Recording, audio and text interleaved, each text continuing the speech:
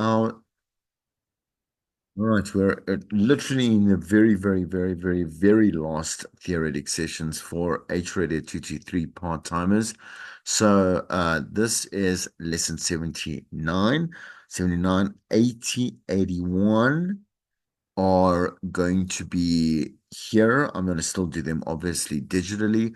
And then the last couple of lessons are left for next week's contact class. All right.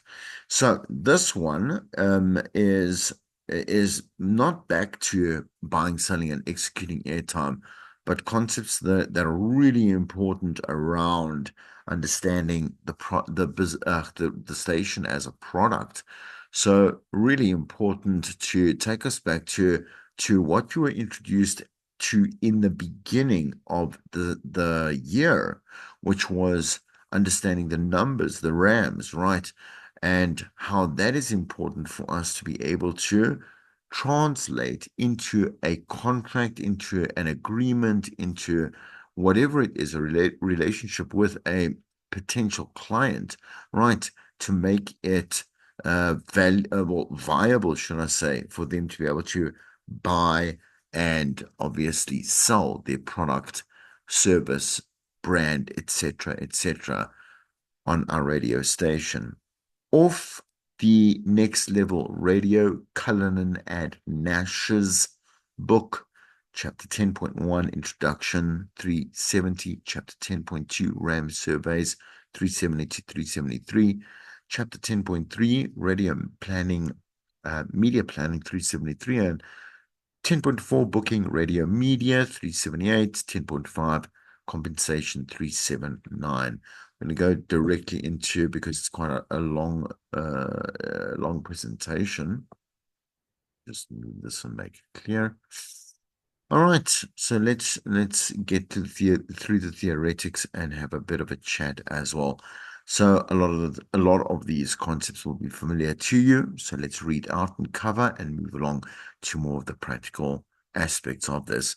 Obviously, the RAM is the radio audience measurement referred to. So in South Africa, it's simply a survey that is conducted to determine the listening habits of people over a 7-day period.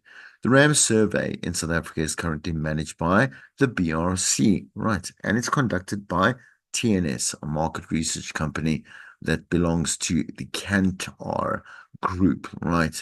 This, yeah, this this particular man is very influential.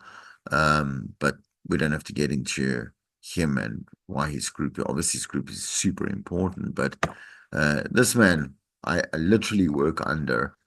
Um, and don't be gross now. I'm saying where I work at the radio station. This man is one of the board members of this and many other stations, I'm quite sure. TNS is a specialist research company that collects survey data through field technicians and which is then which is then analyzed and published for all media practitioners to then use. Media practitioners like us, I'm saying from the bottom, when I say from the bottom business wise, is a DJ throughout all the departments, but predominantly, obviously, senior to like top management, right? Which is their responsibility and part of their job description to be able to make business decisions based on the data findings, right? And then also knowledge management around the findings of the BRC samples. The sample of the survey is 30,000 households in South Africa. And again, those reports we will delve heavily into in the first semester of your third year radio that you'll hopefully be with me for next year. The RAM comprises of two components, right? The placement interview and the radio diary. The placement interview is a face-to-face interview that field technicians have with the main respondent in the household before giving them the radio diary to complete over several weeks. The placement interview is used to collect data on the household, such as the demographics, the radio listening habits, like how much cars they have, equipment like a TV, a washing machine, all this type of stuff that we can now start to aggregate the lifestyles. I wouldn't say their earnings because this is the way that they spend. So we're looking at an SEM, a social economic measurement, right? As opposed to before, I can't even remember now what it's called. It was an LSM, right?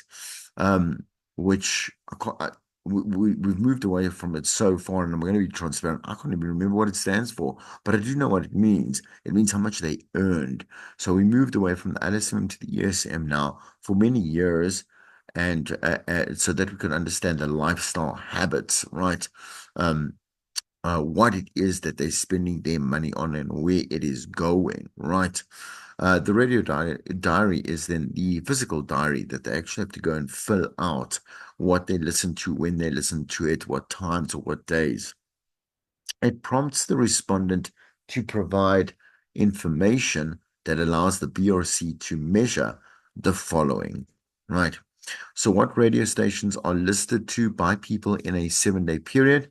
What times of the day and for how long in 15-minute increments people listen to the radio? What day of the week people listen to the radio? Where and how people listen to the radio? Is it at home? Is it at varsity? Is it in their cars, etc.? What the repertoire of the radio station is for people, how many stations they listen to in total, and what people's favorite radio stations are. Anyway, so let's take a look at the figure 10.1 on page 371. Let's move back. Got 371 here. All right. And I wish I could show it to you. I just haven't got a snapshot of it. If you do see there, there's a nice colorful picture that has what South Africans' listener habits are. In other words, what do they listen to the radio for? So 39%, not 39% of the listeners, they listen to the reasoning. So in other words, the biggest reason they listen to the radio is for the music. So 83%, 39% for the weather, 40, oh, my eyesight is terrible, 49% is for soapies, 35% is, I'm just going to mark it to the right color, sports, competitions are next to 25, 50% of phone-ins, 29% is traffic, religious is 54, 82 is for news, financial markets are at 20%, 42% advice, celebrities 41, and current affairs are 50. Now, you must remember that this was taken off the 2019 report, the report that was released by the BRC. But we can definitely see that our listening habits and why it is that we want to listen to radio is very, very clear by those particular or that particular graph, right? The BRC RAM survey is released 4 times a year, so quarterly, a diary will measure 6 months of listening habits in each household. So that's not necessarily correct. It's every for 3 months. We used to do it every 6 months, and will then be collected so that the data can be released to the radio industry after 2 months of collation. So collation, putting everything together, and analysis. So we get it obviously as a delay, but it doesn't matter because the books are consistent. I'm saying the release of the surveys or the data is released consistently. We go and we look specifically year on year is very important. What was the station and what was its numbers and what did there are many questions that are answered, etc., etc., through obviously the research. How has that changed from this time last year? That's very important, right?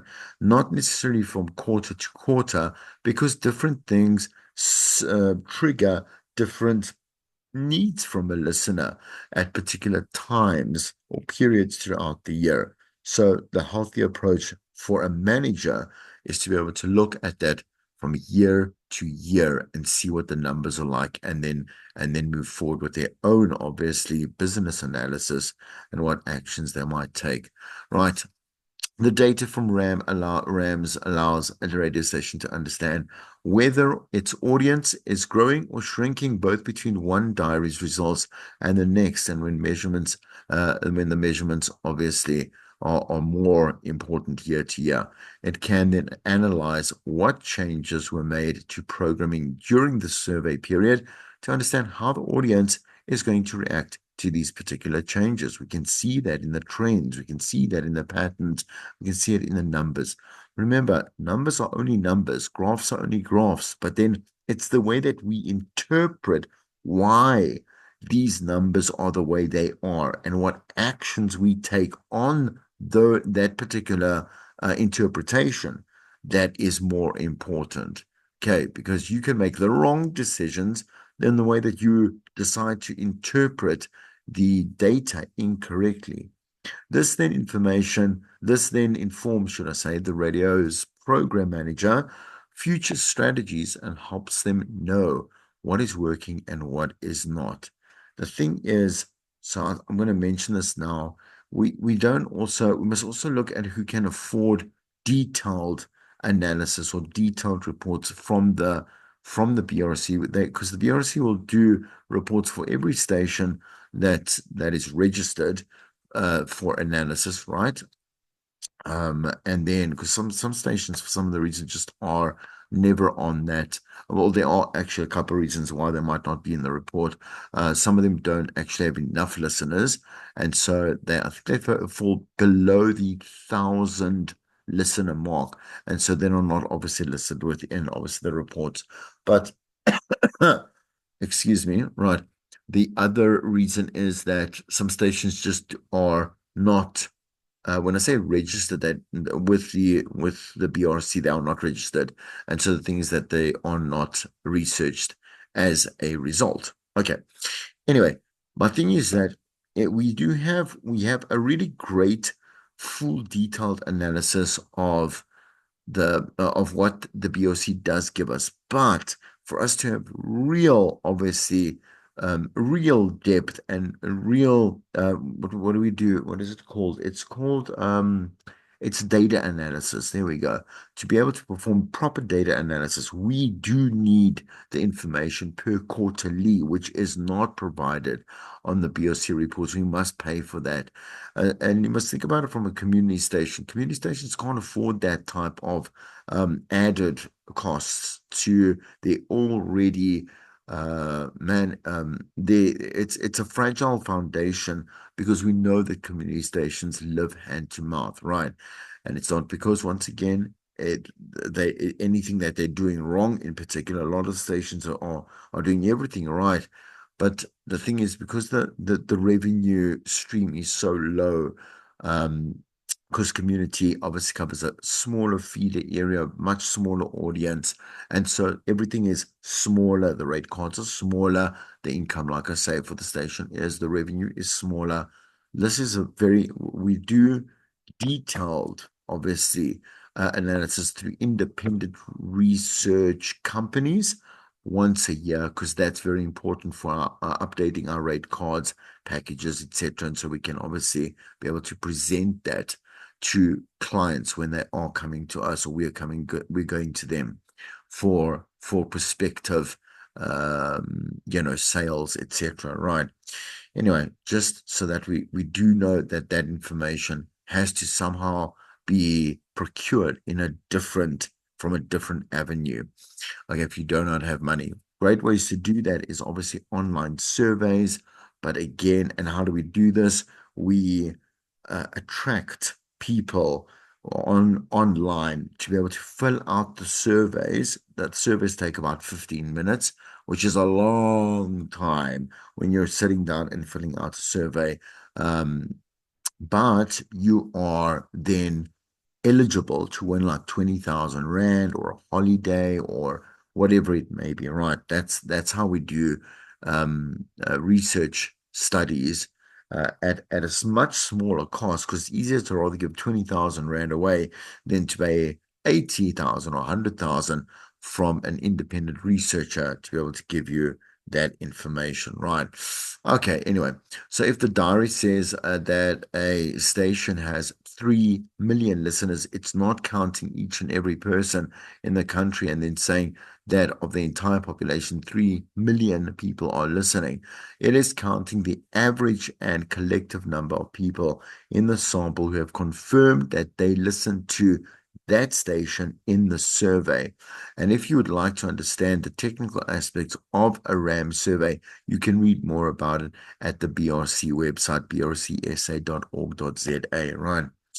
So radio media planning, simply put, is the science and art of knowing where, when, and how to execute paid radio elements on relevant radio stations. A media plan is a document put together by a client's specialist media agency that assumes two things. One, that advertising is the solution to the client's marketing challenge, which it is, right? And it is necessary to purchase media space to reach the right target market for the client's marketing challenge. Why are we here? It's exactly what I said just when we started this lesson. It's really important to know what the listener, so from the listenership, what that listenership in broken down detail is is understood, or how we understand them and can present them to clients that would like to obviously get the most out of advertising or partnering with us. Most clients utilize media agencies to do their radio planning for them. So this is because they are experts at analysis. People like, I think it's Ultimate Media will do it for you. Excuse me. Think they will do it. They do a predominant amount as well. Um, when it takes, we're talking about like taking over how to deal with particular clients and portfolios, etc., right? Where you might not have the manpower, which would be a good reason, not because you're lazy and you want someone else to do it. You don't have and you can't afford the manpower. To constantly do that for you. You'd rather open up, like I say, an account or whatever it is with, let's say, Ultimate Media or etc. to do it for you, and it's done, and it's part and parcel all together, right? Okay, anyway, and they can recommend the right approach for the client based on the particular needs that they would like to have fulfilled. So, a media planner in an agency will typically need the following information from the client to put together a radio media plan for them. So that's on 373. The target market for the brand, the campaign period that they would like, obviously, to run for 6 weeks, 8 weeks, 4 weeks, 3 weeks, whatever. Excuse me. So sorry. The duration of the material, the budget, the reach and frequency objectives, and then the environment. It's very important. All of those things are important, right?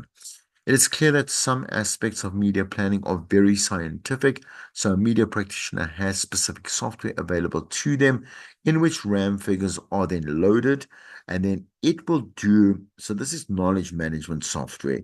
So it will be able to cross-pollinate different dimensions and relationships, like through key variables that connect different tables of information, etc., so that we can understand data from a three-dimensional point of view.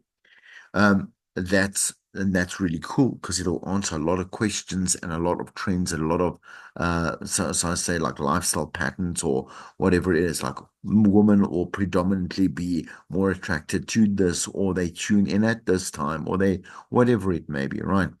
That type of information. Other aspects of media planning are slightly less scientific, right? So a good media planner will know the style and positioning of radio station brands, as well as the positioning of their clients' brands, and will be able to match them up successfully so that the content of that station complements the products or service that the client brand is trying to communicate. Again, when we talk about the brand positioning for the clients and radio stations, we mean the way in which that the brand is perceived by the listener, the customer, right? So a radio media planner can use that knowledge or their knowledge and experience and the data that's available and the data that has been now processed and represented, presented to them in intelligible ways, right? Knowledgeable ways that can give them a better understanding to be able to present something to the client that has definite value, definite meaning, and like obviously a good sounding board, not a sounding board, but a good foundation for any decisions that are made further to justify why it is that they can use this, like they can spend their money, they can use this type of campaign, it'll work for them. Like this is where you should position yourself within this particular listener's line of sight, etc., etc., etc. Right. So let's take a look at figure 10 on page 274, a snapshot of a media plan. It's going to go backwards. 274. No, that doesn't make any sense. I think it's 374. Oh, yeah, that's 374, right. Oof, the writing is very small and I'm very blind. Okay, so I'm just going to move to here. Okay, so if you look at it's 374, right? Please note there's the media channel. Let's just look for radio. Okay, I'm not going to go through the whole thing. The media principle is secure high frequency to drive a call to action. The division is a retail promotion. The launch waiting, well, it's 8 opportunities to hear per week. Subsequent waiting per week, 5 opportunities to hear per week. Sorry, not the parametrics, the parameters, block booking to own time bands, the time band, morning and afternoon drive, and the overlap, 1 advert per half hour, and then a lead into news or news headlines. So just before the news is actually played out. We do have a breakdown for also television and one for OOH, so out of home advertising, right? So in the figure, we can see how a media planner might compare radio advertisements to other types of media advertisements like TV or OOH, right? So in this media plan, the media planner has selected radio as the vehicle receiving the most frequency in the campaign. Frequency in radio can be defined as the average number of times that a listener will hear the advert when it is scheduled throughout, obviously, the scheduled throughout the schedule. I'm saying the on-air schedule, right? So in the media plan, it illustrates that we can see that there are 3 different types of messages. There is the brand message, a retail message, and an enterprise business unit, an EBU message. The last 2 columns of the media plan in the figure direct which time channels the advert should be placed in and what rules govern the placement, right? So once again, where we are is we're looking at that morning and afternoon, the drive, and then it will say that, listen, put it before the news or the news headlines, etc. So at the bottom or at the top of the hour, and it says 1 per half hour, right? Decide between the 2. The information in this media plan will then be overlaid with information aligned to the client's target market, as we obviously see in the picture. So in the picture on 376. So big diagram over there. Follow just with me. I want to just go with the radio side, which you can see goes from top to bottom. So with radio, national, metro, for example, the national station, Metro FM and Ukozi FM, regional KFM and 947. So the consumption, morning and afternoon drive, weekend specialist music shows, tactical outside broadcast, and then the approach, the frequency and reach. We want to show sponsorship packages, sports reports, and bulletin sponsors, right? Who is the target market for this?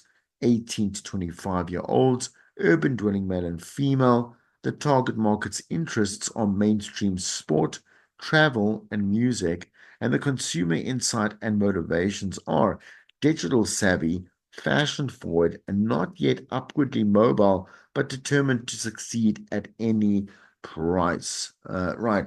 So, um, so, so with these, so we again, how do we all of a Sunday get these particular details from that we can pop up and then move on as obviously a ripple effect to define for example, let me just go back here.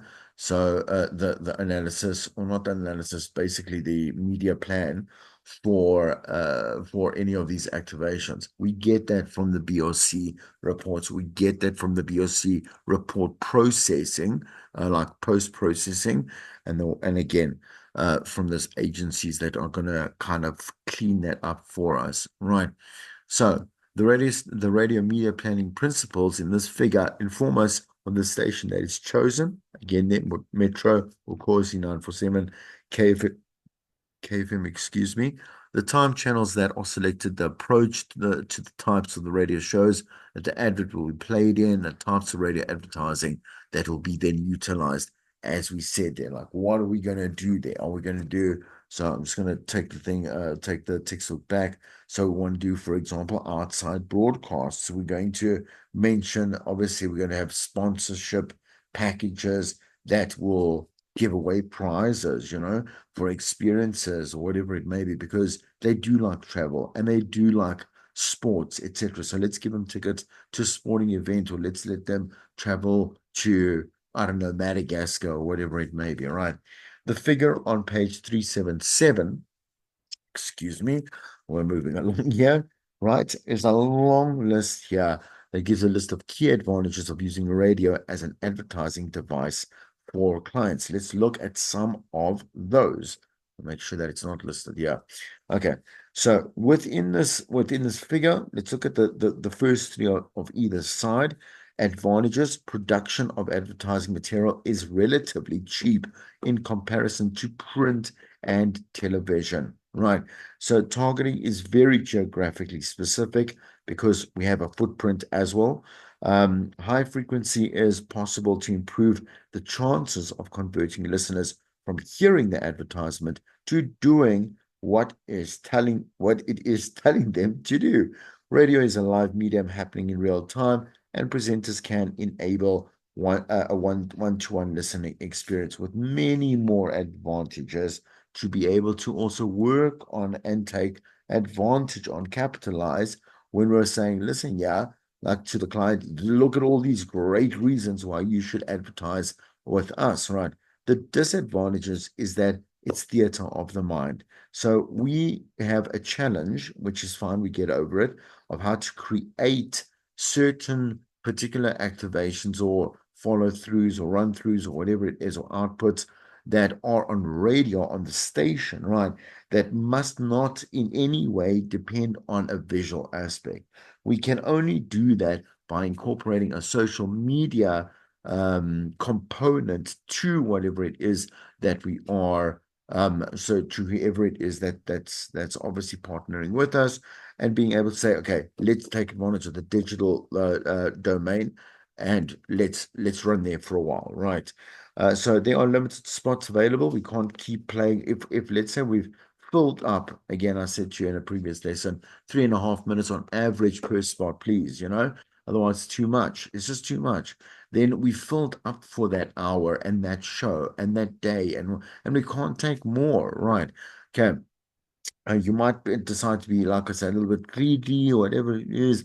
You could say maybe you should sponsor a feature, which is a nice place to put great attention on your product. Or we could do a couple of live reads, whatever. But it's kind of a cheap way to service your client. And so rather say we don't have space right now. We can maybe give you only a digital campaign. Would that We can make that work for you, not would that work. Don't give them an option to say no.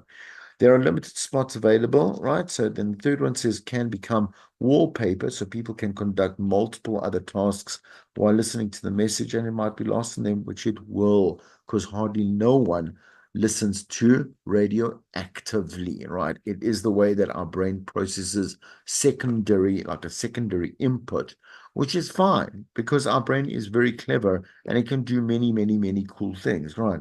So, a transitory, you cannot go back to an advert or consider it for longer. If you missed it, you missed it. Which is obviously the better thing about digital because it's there, and it's in your face, man. Uh, cough, cough, Temu. Right. Anyway, brand image risk. You never know what a radio presenter host might do next. And for instance, the radio presenter reads your advertisement script on air and then discusses the topic afterwards, which might conflict with your radio brand. Silly, silly, silly. Us as presenters, we do that because we're not cognizant, man. And that's a bad presenter. Booking radio media is the process that a media practitioner will go through to ensure that the right material reaches the right stations and is flighted in the right place on those stations. So when we refer to flighting, we're talking about the period when the advertisement is actually run on air. Booking radio media sounds like a very simple job, but managing the complexity of the different types of material that are dependent on certain timeframes can be and are or is difficult, right? There's a lot of layers, a lot of moving parts. And so obviously, because you're called a professional for a reason, you will be able to do the job, make sure that you are very, very, very hands-on on what is happening, meticulous and plan. In addition to this, there is a strong element of negotiation involved in booking radio media. And lastly, the media practitioners must monitor what is booked, paid for, and flighted, excuse me, and that is was on air at the right time. Okay, so on 10.4 on page 379, there's a cool infographic there. So it's got the little radio set in the middle. And what is it about? Radio media plan booking process. So let's have a look at the process. Number one, new radio plan gets approved by the client. Number two, the radio plan is sent to radio stations. Number three, radio stations book spots and campaigns and campaign elements. Number four, radio stations revert to radio media practitioners with any unavailable slots and propose alternatives. Number five, radio media practitioners confirms, or the practitioner, excuse me, confirms alternatives for booking and updates the media plan itself. Number six, the radio stations issue contracts confirming what elements have been booked and what the costs and discounts for the campaign are. Number seven, media practitioners issue flighting codes to radio stations to identify each spot. Number eight, monthly, the radio media practitioner bills the client and the radio station bills the radio media practitioner, which is the agency, right, according to the broadcaster contract. Nine, media practitioner compiles a post-campaign analysis to confirm correct flighting as per the contract. And the last one, number 10, the media practitioner negotiates compensation where necessary if anything went wrong. Okay. Compensation then refers to monetary or value in kind awards that organizations receive for a job. So, however, in radio, compensation is often referred to when, for some other reason, an advertising campaign was not flighted correctly, and we're going to give them their money back. Radio stations have different compensation policies. Some double up the compensation to make so the client isn't very upset. We give them double their money back, um, by flighting it at the same time, and it was as it was supposed to flight and refund the client that money. So we give them like a 2-for-1, right? So like most processes in sales, negotiation is involved in compensation. The sales executive or sales manager of a radio station will always try to strike a balance between keeping their clients happy and limiting that loss of revenue that the station desperately needs. Okay. So just for homework, go check out activity 10A, page 373, and activity 10B, page 380. And that is the end of this lesson. See you in the next one.